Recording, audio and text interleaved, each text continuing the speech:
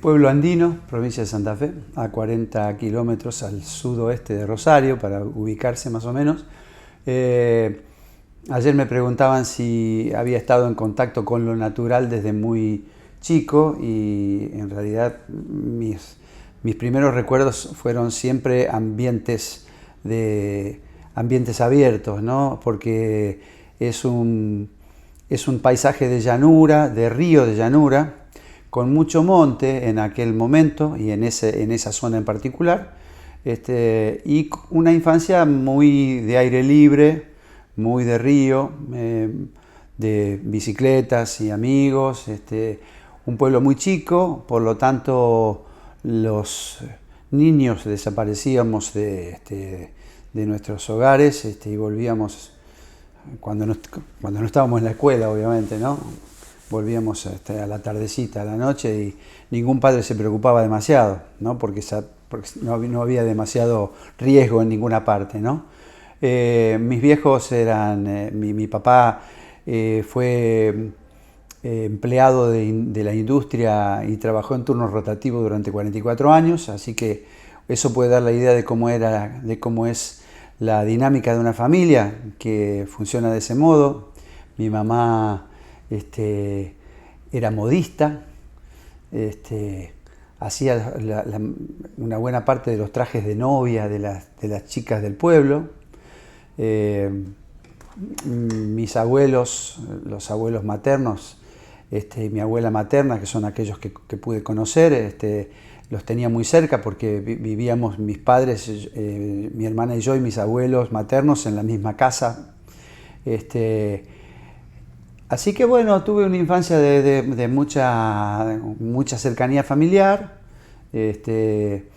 una escuela pequeña, la escuela Manuel Belgrano número 256, y tengo muy buenos recuerdos.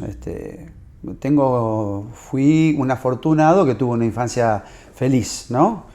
No había escuela secundaria en mi pueblo, así que tuve que irme a Rosario a hacer mis estudios secundarios, así que ya dejé de estar permanentemente en el pueblo a los 13 años, y me fui quedando, ¿no? Me fui quedando en Rosario, después vino la universidad, en fin, pero siempre tengo una cercanía muy profunda, y lo llevo muy íntimamente porque es el lugar, es un lugar de felicidad, ¿no? La patria de la infancia, y me ha tocado una patria feliz, ¿no? El primer recuerdo es de mi papá cantando, porque a mi papá le gustaba mucho cantar y silbar, y las primeras canciones las aprendí porque él me las enseñó. La primera canción que pude cantar casi entera, sin entender muy bien qué decía la letra, pero data de cuando yo tenía más o menos entre 4 y 5 años, y era el tango La Calecita. Y después a los 9 me regalaron una guitarra, y tenía mi profe de guitarra, vivía a 3 cuadras de mi casa, o sea que yo 2 veces por semana me iba a clase de guitarra. Se escuchaba, toda la música que se escuchaba era la música de la radio, digamos, ¿no? Se escuchaban principalmente tangos y folclore, ¿no? Ese fue mi primer acercamiento, lo más lejos, ¿no? Sí. Bueno, el primero, bueno, justamente yo tengo que decir que mi viejo, en cuanto a transmisión de conocimiento, por haber sido el que cantaba en la casa, es aquel que me indujo a cantar. De modo que yo lo tengo que poner en ese plano, en el plano del maestro. Y bueno, Nicolás de Eramo, que tocaba el bandoneón, tocaba el bandoneón en una orquesta típica, es el que me enseñó las primeras, lo primero de guitarra, digamos, ¿no? Él tocaba guitarra también. Ese fue el maestro que me enseñó teoría y solfeo, que nos enseñaba a cantar a dúo, folclore a dúo, con los compañeros del pueblo. Y después, bueno, Después vino el aprendizaje de los coros, de toda una época coral que estuve en varios coros, y me parece que esos lugares son lugares de aprendizaje muy, muy fuertes, ¿no? Estuve en el juvenil del Coro Estable de Rosario, estuve en el Ars Nova, en el Pablo Casals. Son los 3 coros en que más tiempo estuve. Tuve un maestro que me tuvo muchísima paciencia, que es Juan Curaba, que era la primera flauta de la Sinfónica, y me daba clases a mí. Me tenía una enorme paciencia porque yo no era un buen estudiante de flauta. Me había anotado en la Escuela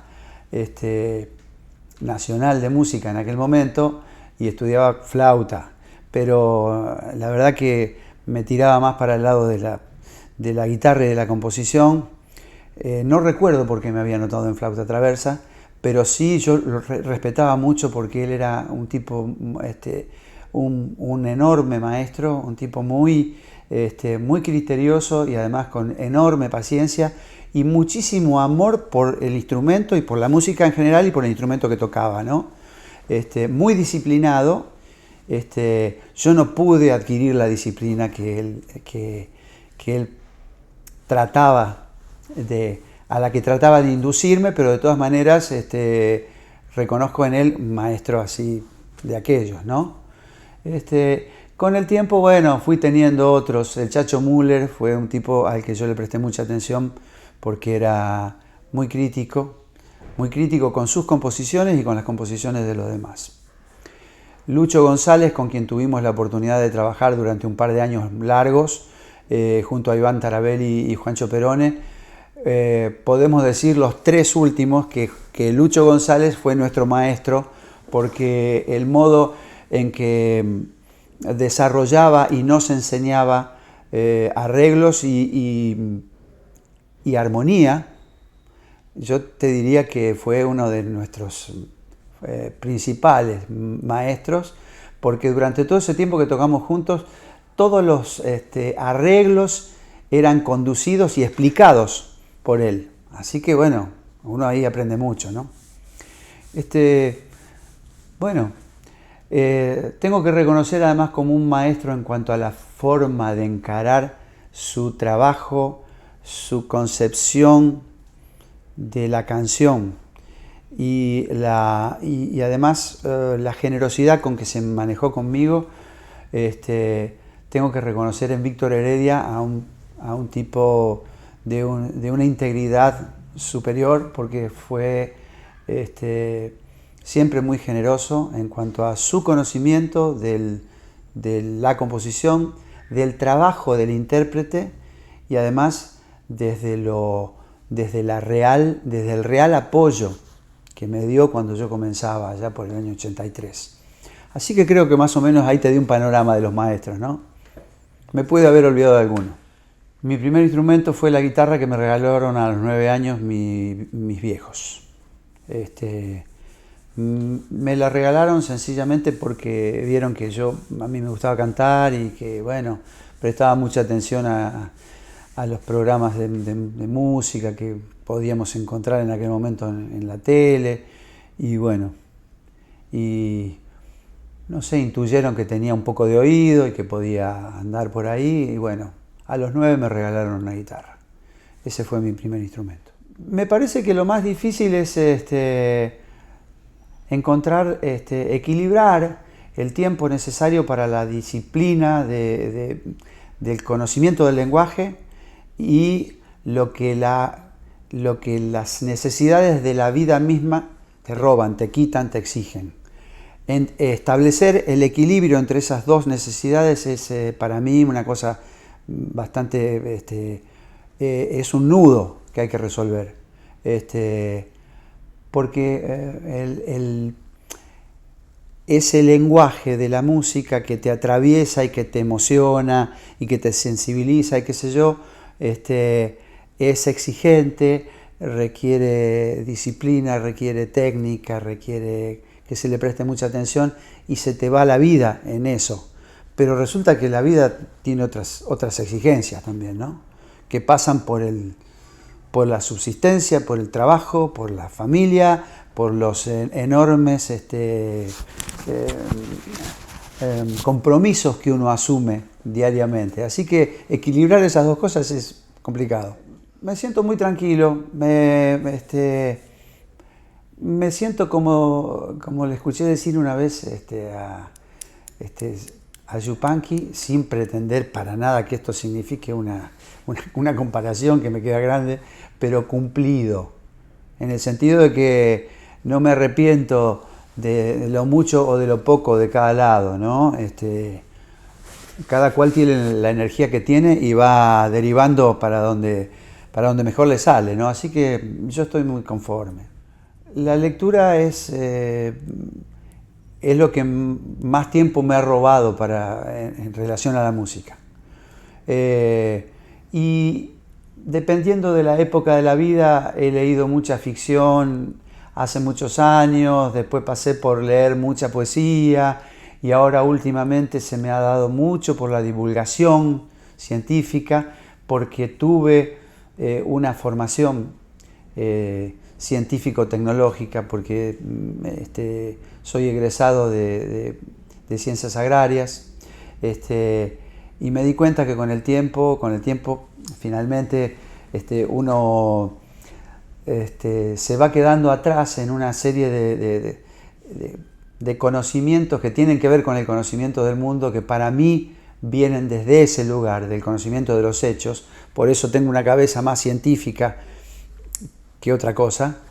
Y yo creo que la divulgación científica es una necesidad, y los divulgadores son grandes benefactores de la humanidad, porque ponen conocimientos muy complejos al alcance de quienes no podemos llegar al fondo de las cuestiones. Entonces se me ha dado por la divulgación en los últimos años y leo mucho de eso, ¿no? Me parece que lo primero que tiene que tener en cuenta, y lo más importante que no debería abandonar nunca, es la relación íntima que debe establecer con la materia artística que lo atrae, por la que tiene deseo. Y la materia primordial es sonora para un músico.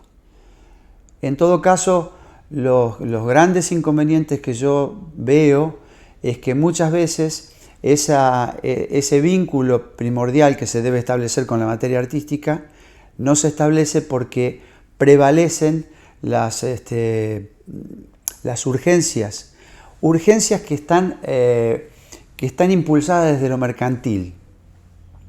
Quiero decir, yo sé por experiencia, en todo caso, que la música se disfruta cuando tenés un vínculo con ese lenguaje sonoro desde el más puro desinterés.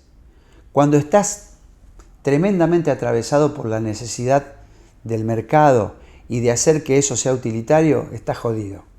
Me parece que esa es la primera cosa. Y después lo demás es disciplina. Es disciplina, inquietud, interés y mucha disciplina técnica. Creo que viene por ahí. Y la cabeza abierta para tratar de no cerrarse en géneros, ¿no? Y ver que en realidad el panorama es muy amplio y que en este momento tenemos acceso casi a todo, ¿no? Yo no recuerdo cosas que hayan sido especialmente inductoras, ideas de las cuales yo me haya tomado para decir, bueno, la cosa en realidad a partir de esto yo tuve una iluminación y sé que tengo que seguir. Creo que de a poco me fui dando cuenta a partir de algunos grandes. Nunca vi en vivo a Yupanqui, por ejemplo. Pero cuando yo veía a Yupanqui en televisión, yo creo que sentía lo que deben sentir los japoneses por él, que no entienden el idioma, pero que saben que ahí está pasando algo fundante. Lo mismo me pasó cuando pude ver en vivo a Piazzolla, ¿no? Pero bueno, me han pasado esas cosas, me ha pasado con Sting o me ha pasado con... Bueno, he podido cantar a dúo con Mercedes Sosa. Y bueno, esas cosas, esos pequeños así, he podido estar como invitado de Mercedes Sosa en una presentación de ella, ¿no? Y cantar a dúo con ella. Esas cosas son como grandes hitos, grandes momentos, ¿no? Que uno siente como, bueno, si tengo que recordar algo poderoso, bueno, me voy a anclar en esos recuerdos porque son muy, muy intensos. Bueno, yo no he reflexionado demasiado respecto de todos estos aspectos, pero yo tengo algunos que me parecen críticos y que creo que deben ser cambiados. Por ejemplo, trataría de resolver algunas cuestiones que son muy riesgosas, como por ejemplo la pérdida inminente de patrimonio cultural, que implica, por ejemplo, no tener un archivo general de música popular argentina. Esto hace que sucesivas generaciones, que uno las puede ver año tras año, tengan solamente un acceso parcial, sobre todo desde las mismas escuelas donde se los educa musicalmente, la parcialidad que impone Internet. Pero se van a perder inevitablemente rasgos muy importantes de género y especie, que son muy ricas de acá y del resto de la América que nos rodea, que formaron parte de un acervo muy, muy importante y que yo recuerdo cómo a mí me costó entender esos rasgos rítmicos a medida que fui creciendo, pero no hay un lugar donde acceder sistemáticamente a esos conocimientos. Y esa pérdida de patrimonio que se está dando y que se va dando regularmente como el agua que va gastando la barranca y se va llevando el barro así hasta que va quedando pelado, bueno, es lo que va pasando con los rasgos de importantísima parte de la música popular argentina. Yo eso cambiaría. Eso lo trataría de sacarlo de ese lugar de ocultamiento y ponerlo en otro nivel. Pasa con el folclore, el tango está un poco más agarrado porque tiene un anclaje académico más fuerte, entonces está un poco más defendido. El mismo rock lo va a necesitar dentro de poco. Entonces, esas son algunas de las cosas que yo veo. Y definitivamente trataría de incorporar de manera definitiva la música popular argentina a la academia, ¿no? Que es una cosa que parece que pasan los decenios y se sigue discutiendo y parece que no sé qué tanto hay que discutir, ¿no? Revisemos nada más la riqueza de rasgos y nomás con eso démosle para adelante. ¿Qué tanto tenemos que discutir, ¿no? El proceso creativo lo primero que requiere es disponibilidad, que es una de las cosas más difíciles de conseguir. Que uno tenga por delante algo que llama ocio, pero que en realidad termina no siendo ocio. Pero lo grave es no tener por delante un panorama de tiempo libre. Eso es lo más importante de todo. Tener por delante un horizonte donde la próxima necesidad esté más o menos lejos. Quiero decir, no sirve ponerse 1 hora o 2 por día. Hay que buscar otra manera. Y después, en la composición de canciones, las vías de acceso son múltiples porque los lenguajes son complejos. Hay muchos que opinan que la canción es un tercer lenguaje autónomo que va más allá del lenguaje poético, del lenguaje verbal, y que va más allá de la sumatoria de ese lenguaje con el código musical o con el lenguaje de la música, sino que conforma por ese modo indescifrable de la química de los dos, pareciera que conforma un tercer lenguaje autónomo.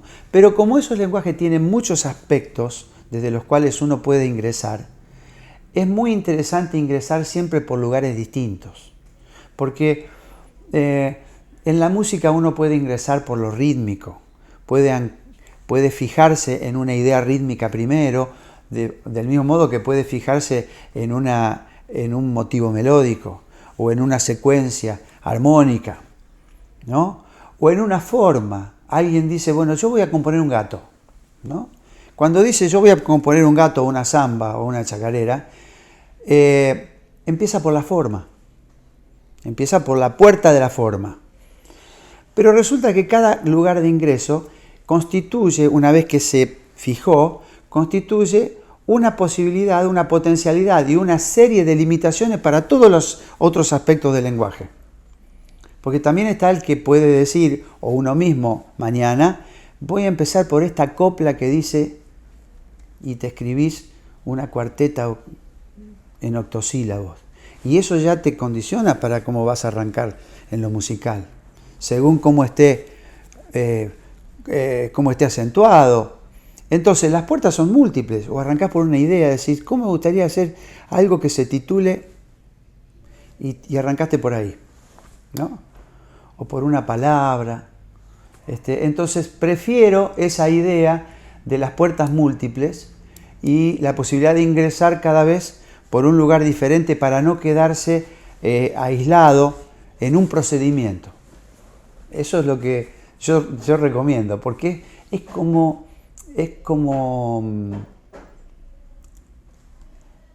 mucho más aventurado y es mucho más emocionante eso que meterse siempre por el mismo lado. Yo creo que la música es una expresión poética de la sonoridad del mundo. Entonces, la música me da lo mismo que me da la poesía, esos dos lenguajes. Hay una